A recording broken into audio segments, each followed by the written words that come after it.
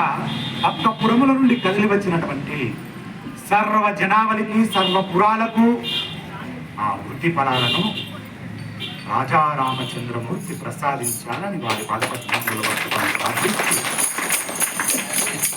ఈ రామచంద్రమూర్తి యొక్క పాదుకా పట్టాభిషేక సన్నివేశాన్ని పరిపూర్ణము చేశారు పూజ్య గురువులు ప్రవచన చక్రవర్తి బ్రహ్మశ్రీ చాగంటి కోటేశ్వరరావు గారు. వారు వివరించినటువంటి రామాయణాన్ని నాకు చెప్పవచ్చు చెప్పరాకు చెప్పాను. మీరందరూ గొప్ప ప్రాజ్ఞులై గొప్ప జ్ఞానులై విరాజిల్లాలని ఆ రామచంద్రమూర్తి యొక్క పాదపద్మములు పట్టుకుని ప్రార్థిస్తున్నాను. జై రాజా రామచంద్ర భగవానికి, జై రాజా రామచంద్ర భగవానికి. అందరము కూడా ఈ రామాయణాన్ని విన్నాం. నేను తప్పులు చేసి ఉండవచ్చు, తప్పులు చదివి ఉండవచ్చు, మీరు కూడా తప్పులు ఉండవచ్చు, తప్పులు చేసి ఉండవచ్చు. అందరము కూడా రామచంద్రమూర్తికి చిన్న క్షమా ప్రార్థన చేసుకుందాం.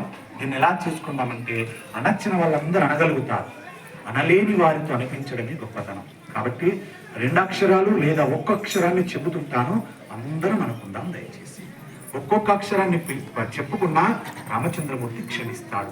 అందరం కూడా గంటాపదంగా ఒక్కొక్క అక్షరాన్ని చెప్తా. అందరూ మంచిగా అనండి దయచేసి. యదా యా దా క్ష రా పా ధా బ్రా ష్టం యదాక్షరా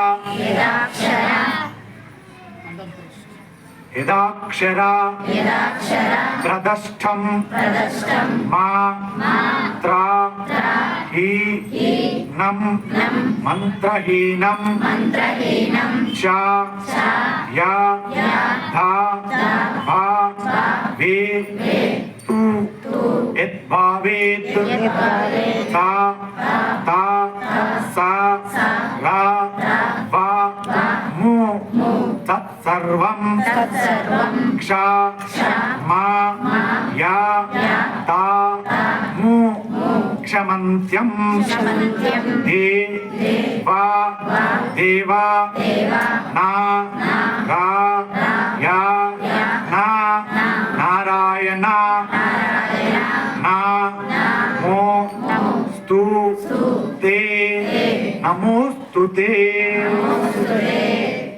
ఒక్కొక్క అక్షరాన్ని కూడా అన్నవారికి కూడా రామచంద్రమూర్తి ముందు ఆయన పాదపద్మముల ముందు క్షమాపా ప్రార్థన చేసుకున్నట్టు లెక్క. యుద్ధకాండ సమాప్తం అని ఈ రామాయణాన్ని పూర్ణము చేశారు పూజ్య గురువులు చాగంటి కోటేశ్వరరావు. జై శ్రీరామ్. ఇంకొక మాట చెప్పుకుని మనం పూర్తి చేసుకుందాం. రాముడు ధర్మాత్ముడు కాడని కొందరు విరవిగా